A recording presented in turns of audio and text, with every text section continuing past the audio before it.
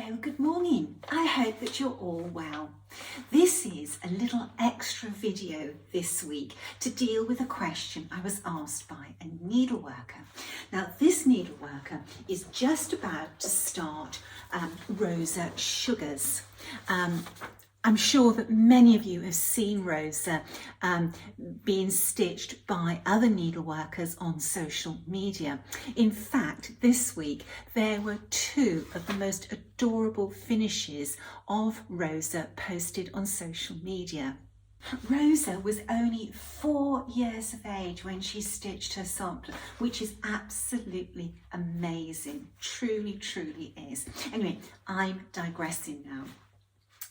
The needleworker said, "Hi, I'm getting ready to stitch Rosa Sugars and I bought the beautiful silk spools of threads. How do you get my teeth in? How do you store your spools of silk threads?" And I promised this lady that I would do a little video about silk storage. Now, this video also has a giveaway at the end of it, so stay tuned. Right, okay, where to start, because silk storage is such a huge subject. If you go onto Google and you do a search on spool storage or spool caddies, you will get some photographs of the old-fashioned way of storing spools. Now this is a modern day reproduction of an antique spool caddy, and basically this turns around so you can swivel it to pull the thread off the coloured spool that you would want to use. It has an edge where you can stick pins, and it also has a pin cushion the top, and this was one of the first things that I bought to store spools. Not that I was stitching with 103 then, but just for my general sewing. Even though I don't dressmake, there's always little repairs like sewing buttons on shirts and shortening trousers and those sort of things. So I've always had spools of cotton for general sewing in my house. I've got a collection of these, and they look so pretty around the home.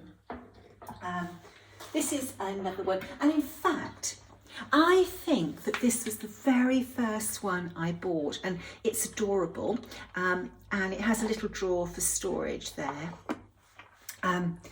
These colours are actually waiting for a new project I'm going to start. I'm just waiting for the linen to come, which is being dyed especially for this sampler by Tabby Cat Linen, and these are the colours that the sampler is going to be stitched in.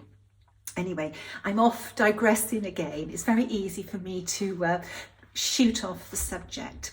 So this is one way that you can store your spools whilst you're stitching a project, and this one will sit next to my stitching chair for me to use while I'm stitching the sampler, and I'm able to use this because there's not many colours in the sampler. The problem you get is when you start to get more colours, how do you store your spools that you're using to stitch with at the time? This is a really great method. Now this is an acrylic makeup tray where you would put in lipsticks or other things, maybe like mascaras or liquid eyeliner, that come in something that you can fit into these little slots. They're ideal for spools. And I think if you go onto Amazon and just put in acrylic lipstick holders or makeup trays, there's a load of things that come up that can be adapted for your stitching. This one's great because you've got some little additional slots, and I keep my glasses and I keep my scissors. I've got my AirPods because I'm always listening to books while I'm stitching. And also the AirPods are great because they're magnetic. They grab my needles as well. Now, the drawback for me with this system was Hugo.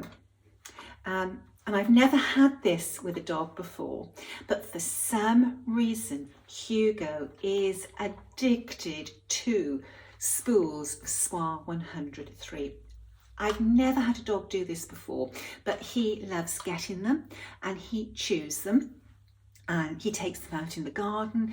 He literally sucks on them. Now, I don't know whether it's because I handle these a lot and as a puppy he found my scent on them, but this has now become a problem for me because as he's got older and he's thought about it, he can actually, with his lips, grab one of these out of it. So this doesn't work quite so well for me any longer, but it would work really well for the average needleworker.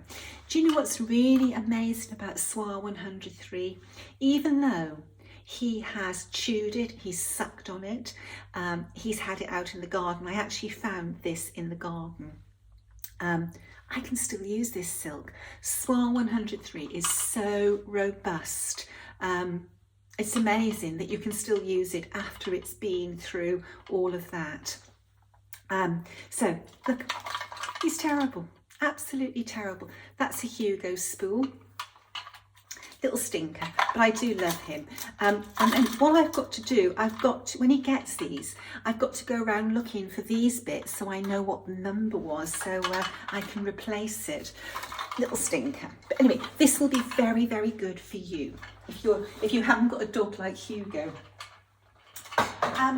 Taking the acrylic makeup storage systems one step further, this box is fabulous. And when I sort of decided to use more spools, I actually found this system, bought one, loved it, and I've got, I don't know how many of these I've got, and they literally all stack alongside each other.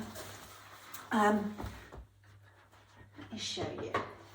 So this is the system. Again, this is on Amazon. Now, Amazon around the world, they have different ones. You know, this might not be available in one country and it is in another, but whatever happens, your country will have this system.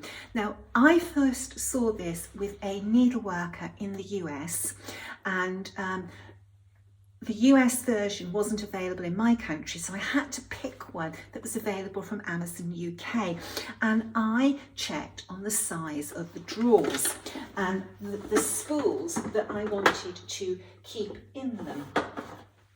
So this is my collection of spools of Londonderry linen thread, and they all sit in very nicely. So you get 2, 4, 6, 8, 10. You can fit 20 of these spools in comfortably.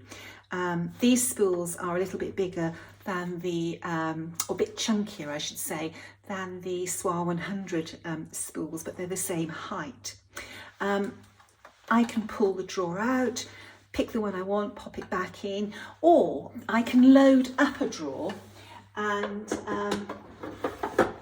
put the threads for an entire project in. Now, these are the colours for Mrs. Campbell, who everybody seems to love. Mrs. Campbell, she's the model that I've just been stitching this year and recently finished, and I am constantly being asked, when is she going to be released? We are rushing her through, so it won't be too long. So these drawers, they're very versatile. You can pull them out and you can work from them. When I first started using Soie 103, I wanted a system that I could open things up and have them on my desk and pull threads.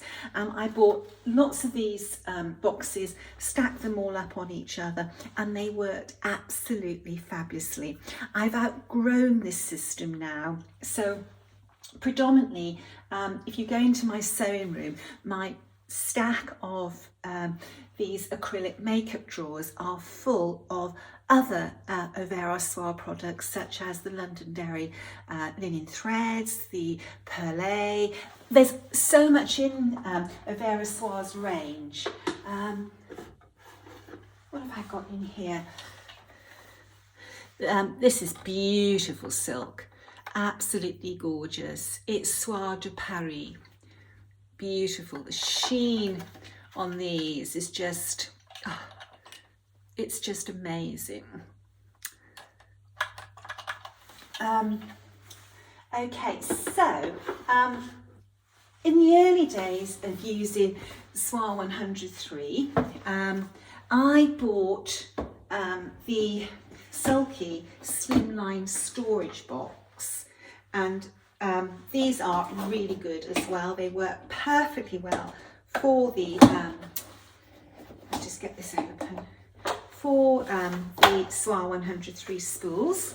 And you can fit quite a few in there, and basically you just slot a spool on them and they sit very comfortably, and this is a great storage system. You know, you can open it up, you can have it on the thing. These actually detach very easily and go back together. You just do that this way. So it's funny when you do something on a video, you think, oh God, I've got to get this just right. They do go back together, I promise you. But I've got to fiddle to put them back together. But that's the storage system. Works very, very well. And also, if you are, you know, if you're going to a craft group, it's a very easy way to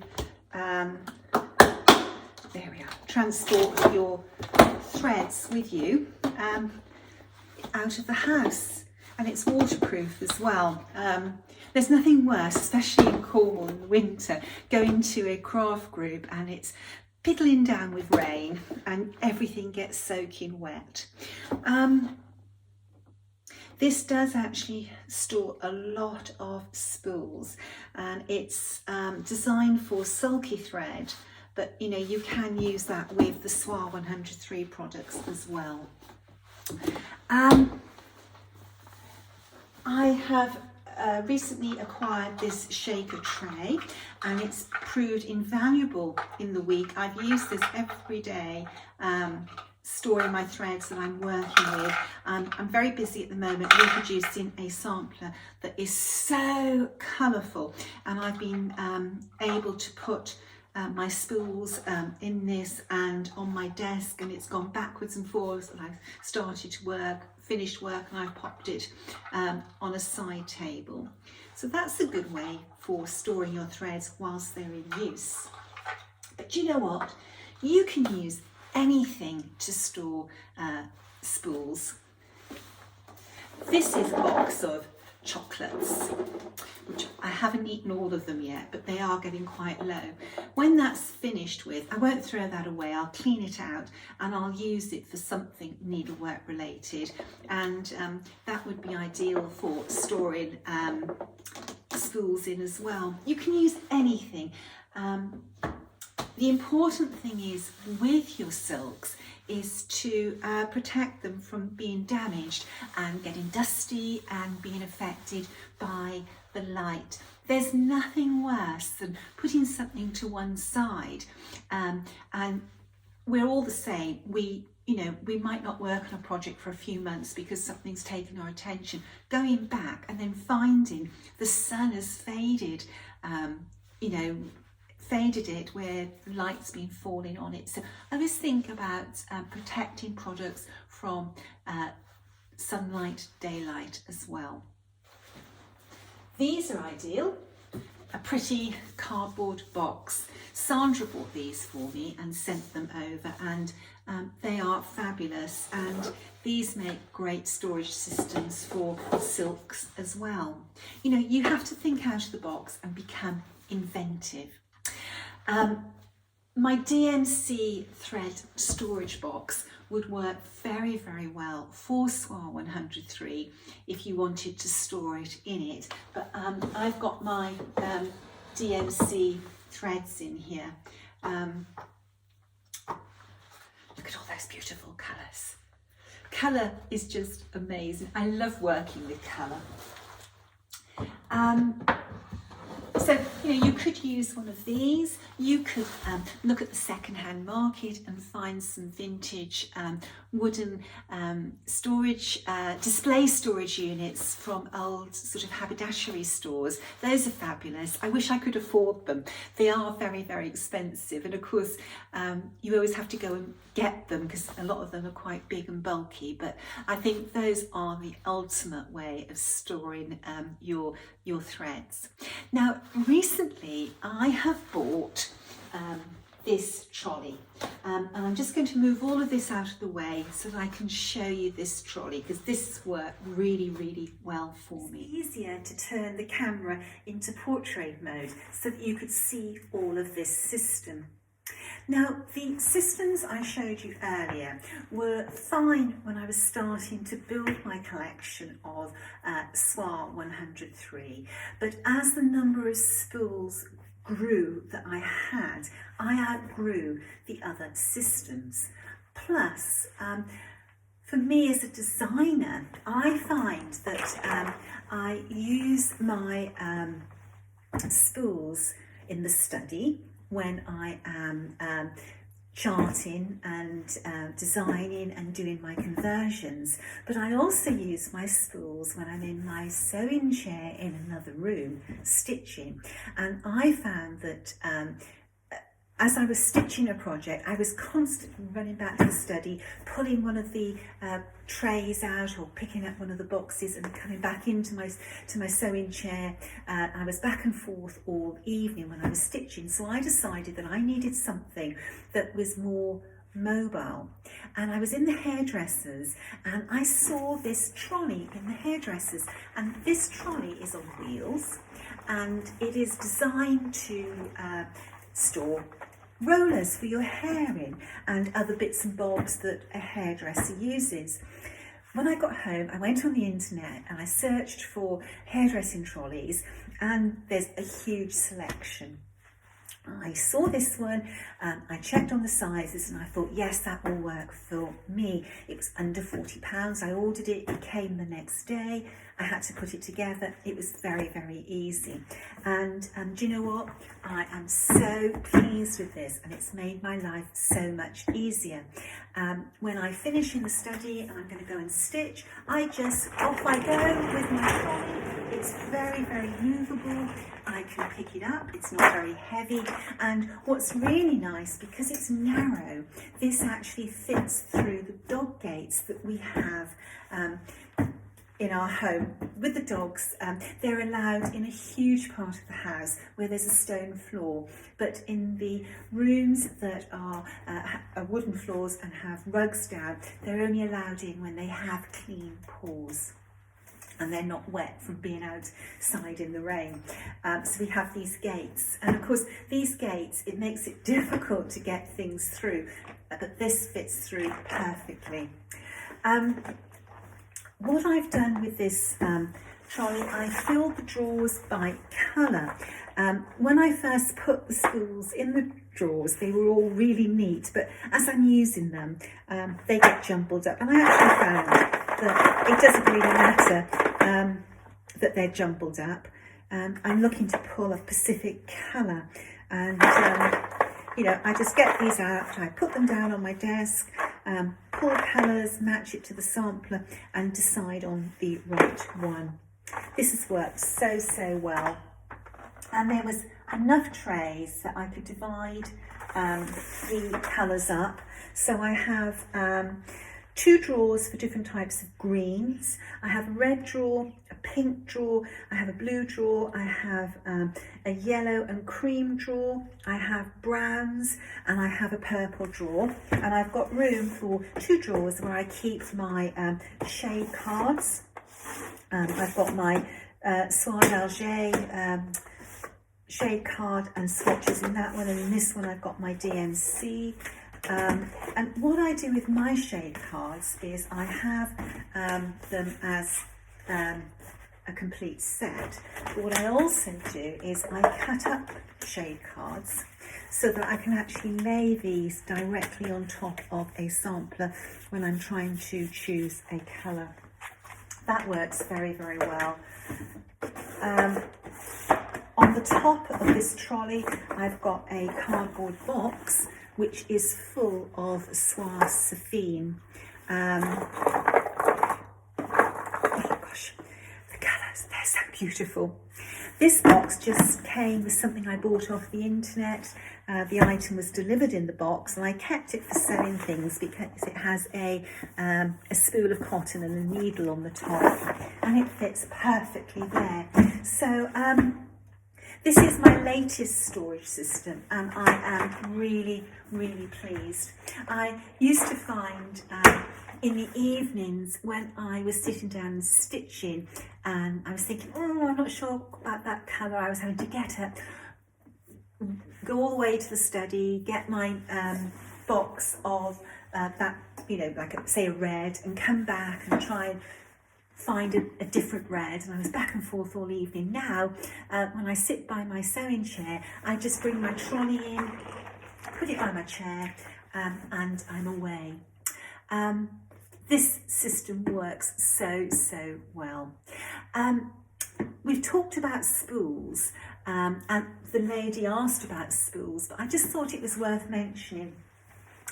With the soie d'Alger, I keep my d'Alger in floss away bags, and I have big metal rings, and these are all in numerical order. I've got, I don't know, probably got about 10 of these, and I hang them on a, it's like a tie rack storage system, and I hook them on, they all hang up on one. If I'm going to stitch something in soie d'Alger, I would pull the bags for the number I want, put them on a smaller ring, and then I would just hook that on the side of my stand for my Millennium frame. So that's my storage system for my spools. Now for the giveaway. I have from Kathy and David. Actually, I'm going to turn this camera back around so I can sit down. One moment. The giveaway. Kathy and David of Hobby House Needleworks have given me this project journal and this beautiful, and it is really beautiful, silver needle minder that is their company logo. And I have these to give away to somebody. The project book is great. It's got so many pages. This will keep a record of your projects for a long time, and it has the facility to record help if I put my glasses on, the project name, the designer, the date started, the date completed, the fabric, the threads, and notes. It's lovely because although you think you remember, you don't. You know, down the line, the details of samplers, they do escape your mind, and it's really nice having these to look back on. So what do you need to do to go into the giveaway for these two items? It's really simple. All you have to do is be a follower of Hobby House Needleworks, either their Facebook page or their Instagram page.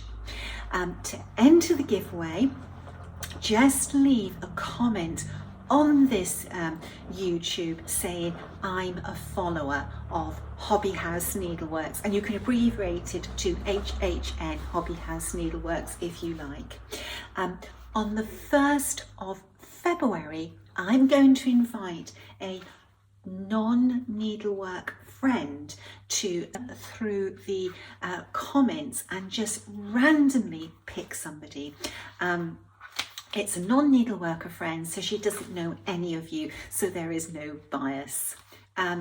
It's only a fun little giveaway, but these are two really lovely items to win. So this is one complete prize for one lucky needleworker. Good luck. Thank you for listening. I hope you find my silk storage methods useful, and I'll be back shortly with the normal floss tube that I do most Sundays. Until then, bye.